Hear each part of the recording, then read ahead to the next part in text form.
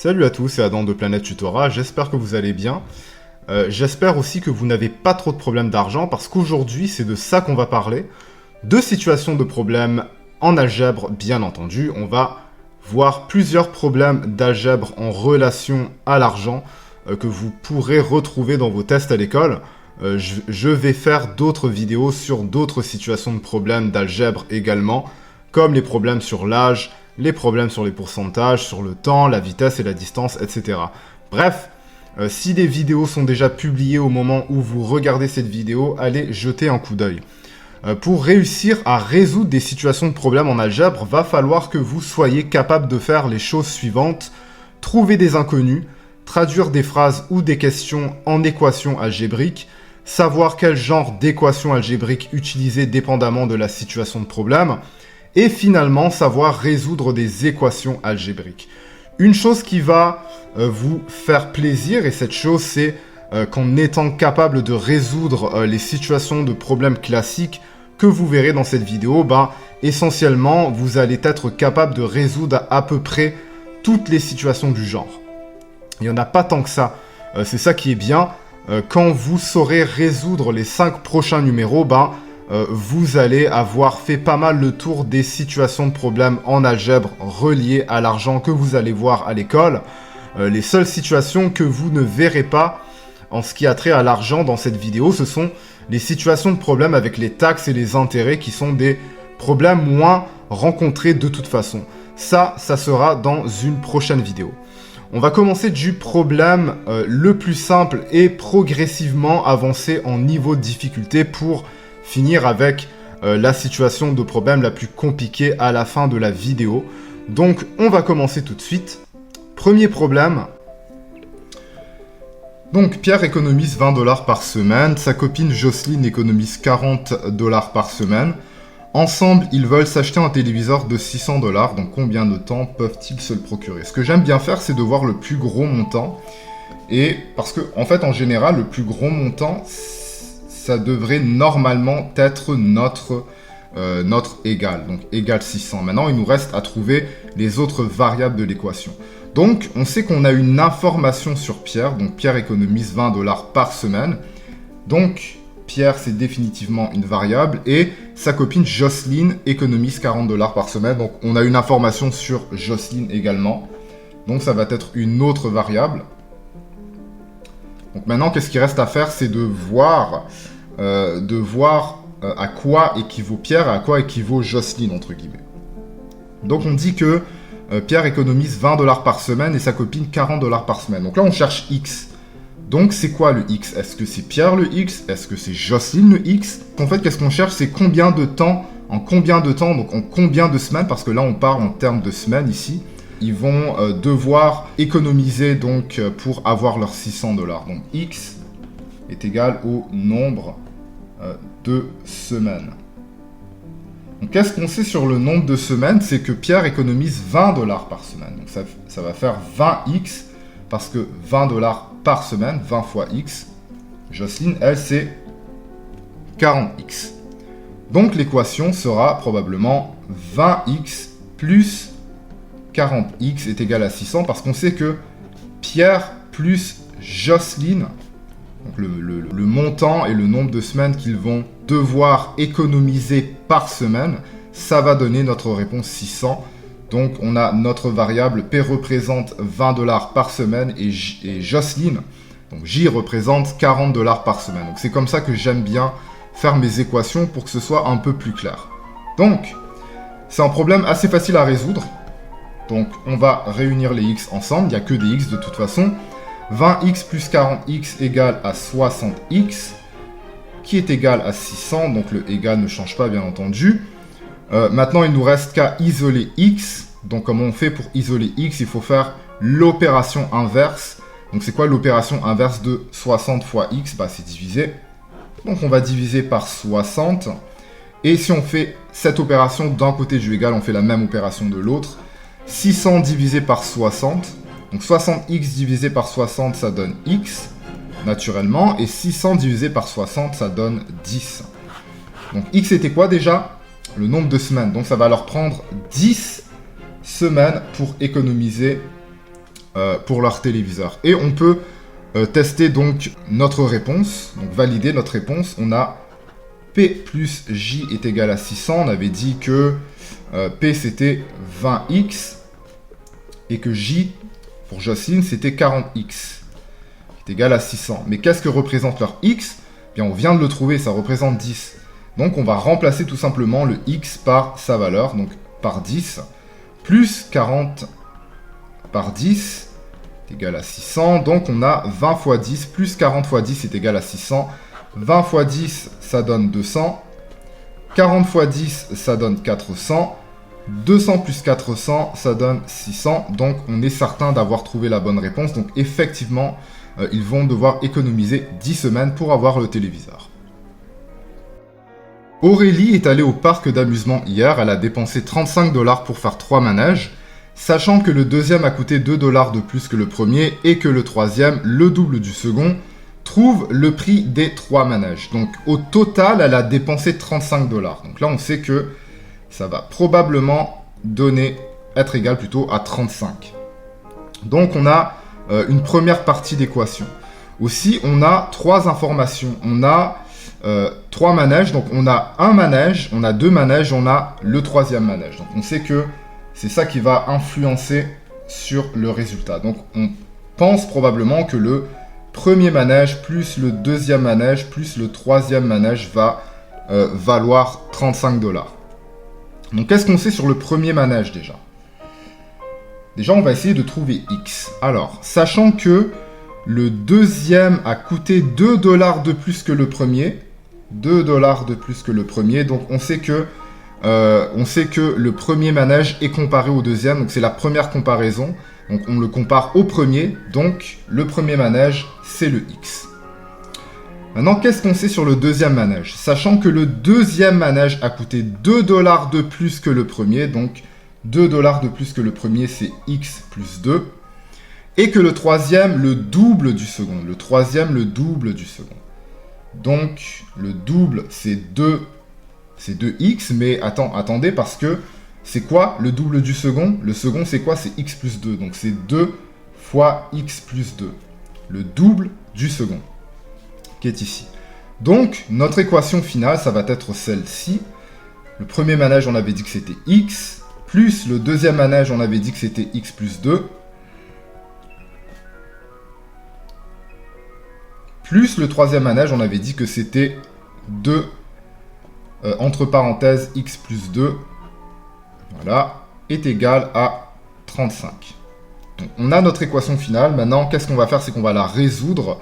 Donc, on va commencer par la parenthèse, donc distribuer, donc faire la distribution dans les parenthèses. 2 fois x, ça donne 2x. 2 fois 2, ça donne 4. Plus 2, plus x, égale à 35. Maintenant, il nous reste simplement qu'à réunir les mêmes variables, les variables similaires. Donc, x plus 2 plus x, ça fait 4x. Il reste 2 plus 4, qui fait 6, est égal à 35. Donc, bien entendu, quand on a une équation comme ça, on veut seulement que des x restent d'un côté du égal et une valeur numérique de l'autre côté du égal. Donc, comment on va faire ça? C'est qu'on va se débarrasser du 6. Donc, en faisant l'opération inverse. C'est quoi l'opération inverse d'un plus? C'est un moins. Donc, si on fait cette chose-là d'un côté du égal, on fait la même chose de l'autre côté. Donc, 35 moins 6 qui donne 29. Donc, on se retrouve avec 4x et 29. Maintenant, il va falloir isoler le x. Donc, on va faire l'opération inverse de la multiplication. On va diviser. Et on va faire la même opération de l'autre côté du égal. Donc, 4x divisé par 4, ça donne x. Et 29 divisé par 4, ça donne 7,25. Donc, on a trouvé notre valeur de x. On va voir si on a la bonne réponse. Donc, on avait dit que le premier manège plus le deuxième manège plus le troisième manège donnait 35 $. Donc, le x, ça équivaut à 7,25 $. D'accord? Le deuxième, on avait dit que c'était x plus 2. Donc, 7,25 plus 2, ça donne 9,25 $. Donc, on sait que le deuxième manège coûte 9,25 $.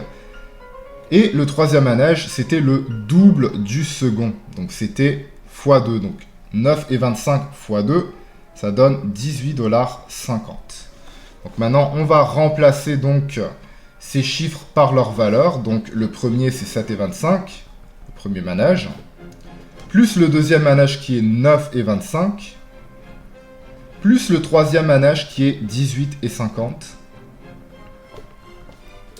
Donc 7 et 25, plus 9 et 25, plus 18 et 50, ça donne effectivement 35. Donc on est sûr d'avoir trouvé la bonne réponse.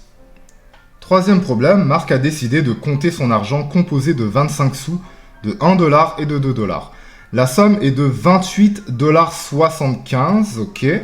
Donc là, on a notre premier égal, 28,75 $.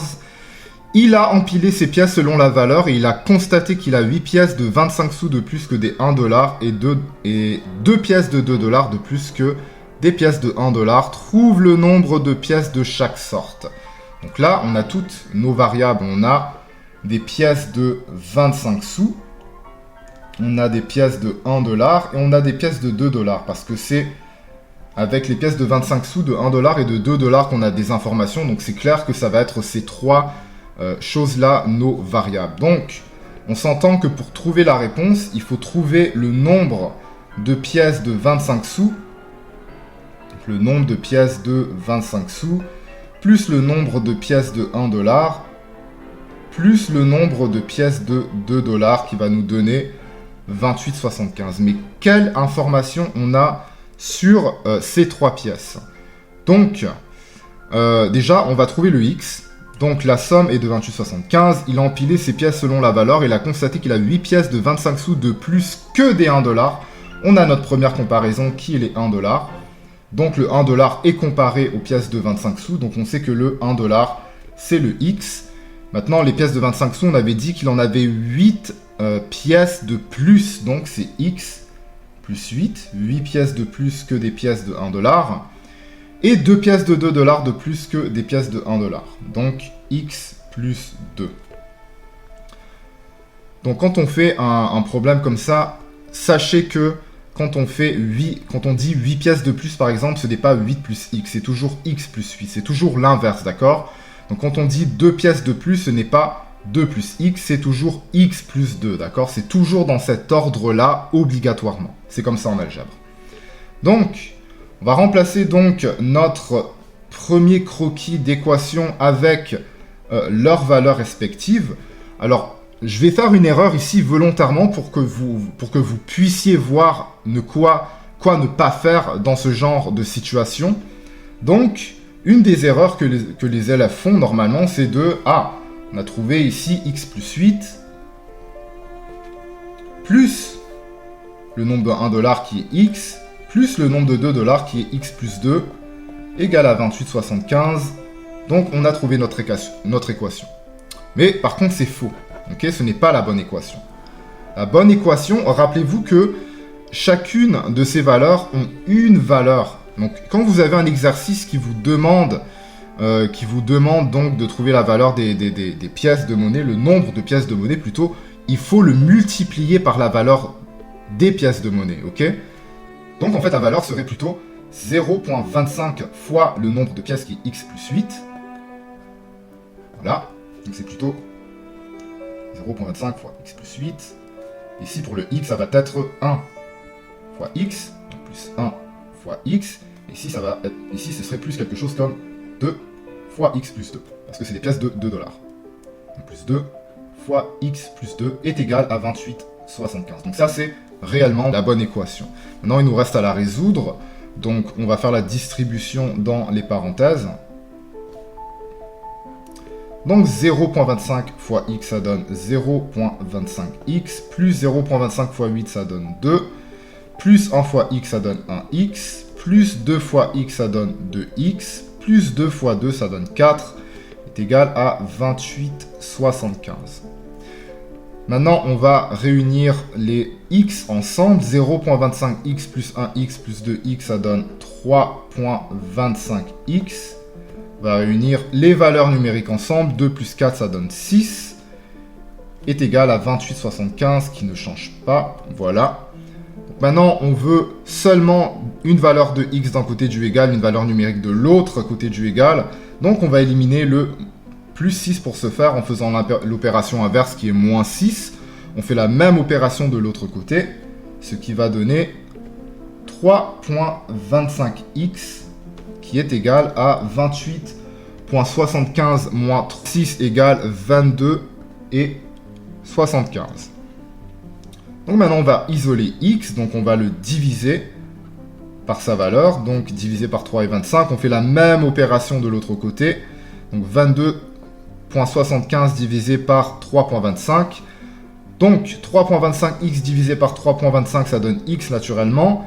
Et 22.75 divisé par 3 et 25, ça donne 7. Donc la valeur de x est 7. C'était quoi les x déjà? C'était des pièces de 7 $. Ok? C'était des pièces de 1 $, mais il y en a 7. Ici, c'est pas des dollars, c'est le nombre de pièces. D'accord? Donc on avait dit que des pièces de 25 sous, il y en a 8 de plus que des pièces de 1 $. Donc 8 plus 7, logiquement, ça donne 15. Et des pièces de 2 $, il y en a 2 de plus que des pièces de 1 $. Il y a 7 pièces de 1 $, donc si on a 2 de plus, donc ça fait 9 pièces. Donc maintenant, on va se retrouver avec nos pièces de 25 sous, plus nos pièces de 1 $, plus nos pièces de 2 $, qui devrait nous donner 28,75 $ si on a la bonne réponse. Donc pour les pièces de 25 sous, on en a 15, donc 15 plutôt, fois 0.25. Vous auriez pu aussi faire 0.25 fois 15, ça n'aurait pas changé grand-chose. Donc, on a 7 pièces de 1 $, donc 7 fois 1 $. Vous pouvez mettre les dollars ici pour que ce soit plus clair pour vous. Et on a combien de pièces de 2 $? On en a 9, donc plus 9 fois les pièces de 2 $, devrait donner 28 et 75. Donc, 15 fois 25 sous, ça donne 3,75 $, plus 7 pièces d'1 $, ça donne 7 $, plus 9 pièces de 2 $, ça donne 18 $. Donc 3 plus 75 plus 7 plus 18, ça donne effectivement 28 et 75. Donc on a trouvé notre réponse. Le prix d'entrée à un parc aquatique est de 1 $ par adulte et 75 sous pour chaque enfant accompagnant les 2 adultes. Combien y avait-il d'enfants avec les adultes qui ont payé en tout 5 $ pour avoir accès au parc aquatique? Donc là, il faut comprendre le problème, c'est qu'on sait qu'on a 2 adultes qui ont payé chacun 1 $, donc on sait qu'ils ont payé 2 $, et le reste, c'est des enfants. Par contre, on ne sait pas il y a combien d'enfants. Donc, on sait que le x est égal au nombre d'enfants qui étaient présents avec les 2 adultes. Donc, on sait que le nombre d'adultes, en fait le prix des adultes et le prix des enfants est égal à 5 $. Donc A plus E est égal à 5. Donc ça, c'est notre équation initiale. Donc, qu'est-ce qu'on connaît sur les adultes et qu'est-ce qu'on connaît sur les enfants? Donc on sait qu'il y a 2 adultes, ça c'est ce qu'on sait. Par contre, les enfants, on ne connaît pas grand-chose sur eux, à part qu'ils ont payé 75 sous chacun. 75 sous par enfant. Donc pour chaque enfant, donc j'imagine que c'est x, donc le nombre d'enfants, 0.75x. Donc l'équation, on vient de la trouver, c'est le nombre d'adultes plus 0.75x qui est égal à 5. Donc voilà. On ne met pas de x ici à adulte parce qu'on connaît déjà le nombre d'adultes. On sait déjà qu'il y a 2 adultes, d'accord? Donc on a trouvé notre équation. Alors maintenant, il suffit simplement de la résoudre.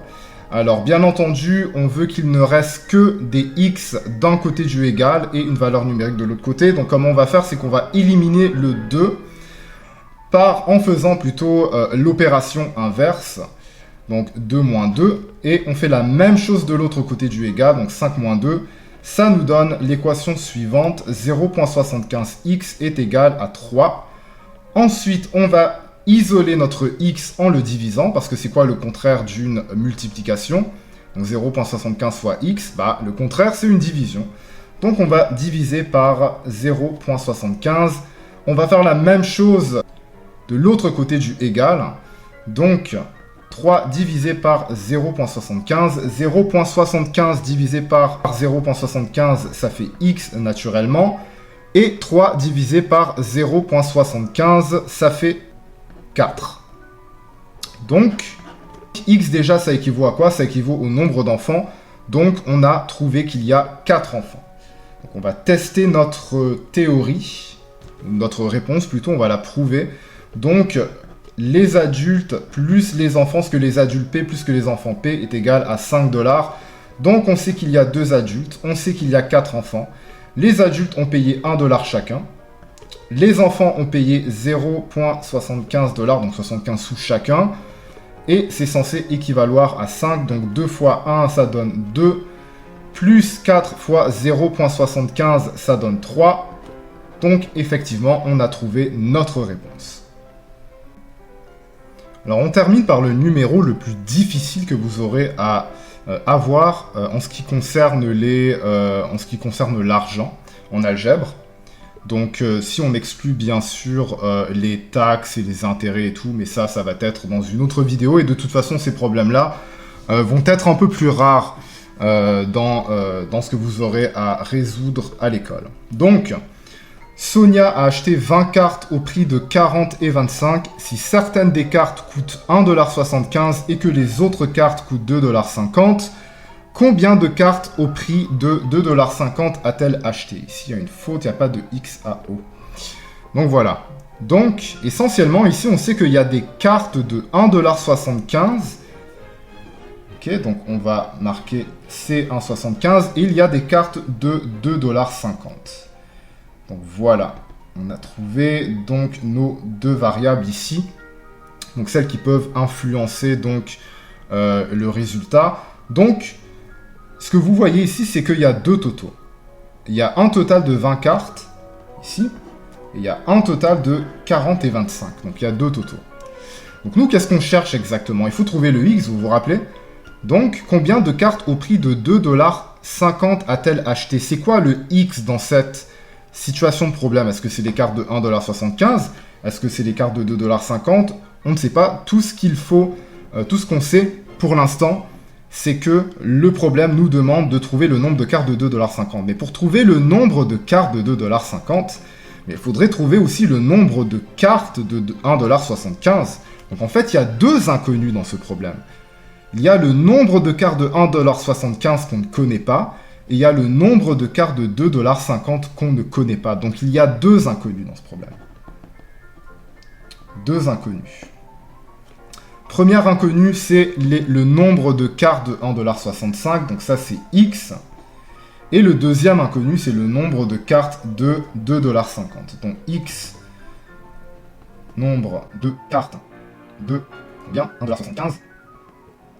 Et le deuxième inconnu qui est Y, nombre de cartes de 2,50 $.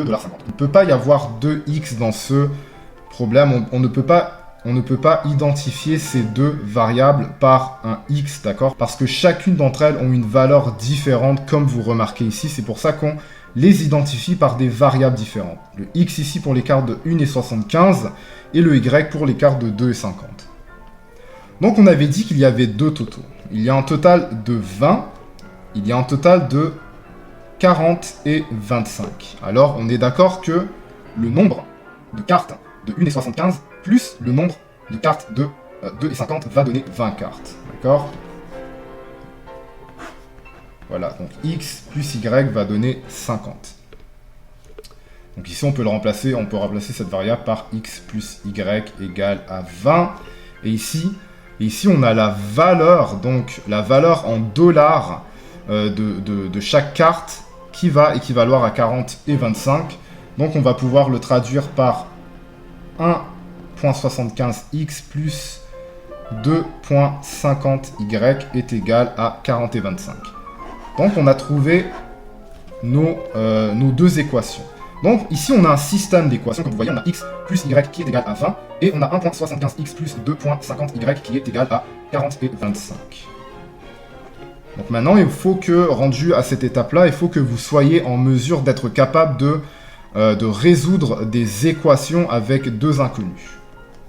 On a notre premier couple ici, donc nos deux équations, notre première équation ici, notre deuxième équation ici. Donc ici, on va commencer par isoler la variable x. Donc comment on fait pour isoler la variable x? Eh bien, Il faut tout simplement mettre le y de l'autre côté du égal. Et pour mettre le y de l'autre côté du égal, on est obligé de faire l'opération inverse. C'est quoi l'opération inverse d'un plus? C'est un moins. Donc ça va nous donner l'équation suivante. X est égal à 20 moins y. Donc on a trouvé notre troisième équation ici. Troisième équation entre guillemets, d'accord? Ensuite, on reprend notre deuxième équation. 1.75x, x, on a trouvé la valeur temporaire ici, qui est 20 moins y. Et on fait le reste de l'équation. Plus 2 et 50, y est égal à 40 et 25. Ensuite, on fait la distribution dans la parenthèse. 1.75 fois 20, ça fait 35. 1.75 fois moins y, ça fait moins 1.75y. Plus 2.50y est égal à 40,25 $. Donc maintenant, on va réunir les deux y. Donc, moins 1.75y plus 2.50y, ça donne 0.75y. Ensuite, on a notre 35 ici, égal à 40 et 25. Donc maintenant, on ne veut que des y d'un côté du égal et une valeur numérique de l'autre côté. Donc comment on va faire, c'est qu'on va éliminer le 35 en faisant l'opération inverse de plus 35 qui est moins 35. On va faire la même opération de l'autre côté du égal. Donc ça va nous donner 0.75y est égal à 40.25 moins 35 qui donne 5 et 25. Maintenant, on veut isoler le y. Donc, comme on fait pour isoler le y, on fait l'opération de 0.75 fois y. Donc, c'est divisé par 0.75. On fait la même opération de l'autre côté du égal. 0.75y divisé par 0.75 égale y, bien entendu. Et 5.25 divisé par 0.75 qui donne 7. On a trouvé notre y qui est 7. Maintenant, on veut trouver la valeur de x. Parce que là, on a trouvé la valeur de y, mais nous, on veut aussi la valeur de x, d'accord? Pour trouver le nombre de cartes à 1,75 $. Donc, on reprend cette fois notre première équation qui était x plus y est égal à 20.